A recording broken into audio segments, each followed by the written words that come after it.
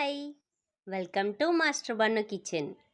ఈరోజు పచ్చి జీడిపప్పు మస్ట్రూమ్ కర్రీ చేస్తున్నాను. పచ్చి జీడిపప్పు సమ్మర్లో దొరుకుతుందండి. నిజంగా టేస్ట్లో బెస్ట్ అంటే బెస్ట్. ఎప్పుడన్నా తిన్నారా లేదా? తినని వాళ్ళు ఉంటే వెంటనే ట్రై చేసేయండి. Don't miss. పచ్చి జీడిపప్పు సమ్మర్లో మాత్రమే దొరుకుతుంది. ఇక మస్ట్రూమ్స్తో అయితే విటమిన్ డి బాగా పడుతుందండి. Let's start. మస్ట్రూమ్స్ని ముక్కలుగా కట్ చేసుకోవాలి. ఈ కట్ చేసిన ముక్కల్ని కాస్త బాయిల్ చేసుకోవాలి.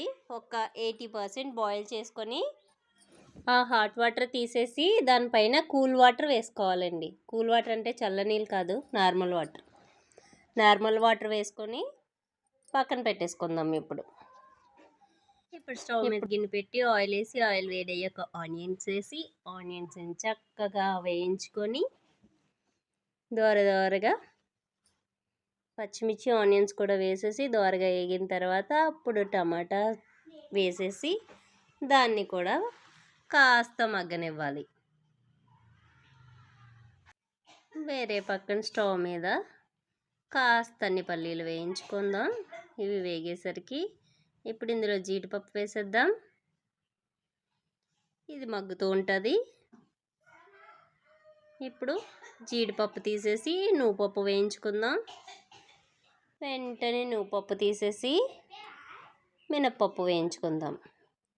ఇప్పుడు చూడండి, పల్లీలు, జీలకర్ర, ధనియాలు, మినప్పప్పు, గరం మసాలా పౌడర్, అల్లం వెల్లుల్లి పేస్ట్ వేసాను. ఇప్పుడు 1 by 1 సాల్ట్ వేస్తున్నాను. నెక్స్ట్ మసాలా పౌడర్, కారం,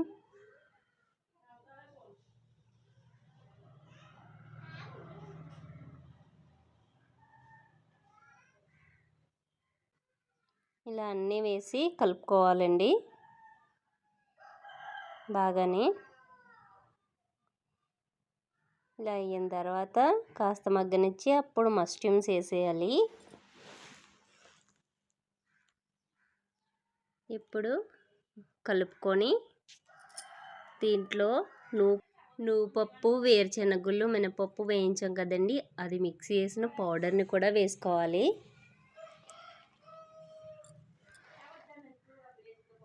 ఇప్పుడు చక్కగా దీంట్లో మసాలా పౌడర్లు అన్నీ వేసేసి కాస్త వాటర్ వేసుకొని, ఎక్కువ వాటర్ అవసరం లేదు, ఉడికించేసుకోవాలి.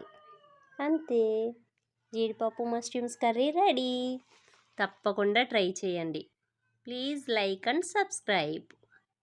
కావాల్సిన పదార్థాలు: ఉల్లిపాయలు, పచ్చిమిరకాయ, టమాటా, జీడిపప్పు, మస్ట్రూమ్స్, కొత్తిమీర, కారం, పసుపు, ధనియాలు, గరం మసాలా పౌడర్, అల్లం వెల్లుల్లి పేస్ట్, మినప్పప్పు, పెసరపప్పు, నువ్వుపప్పు.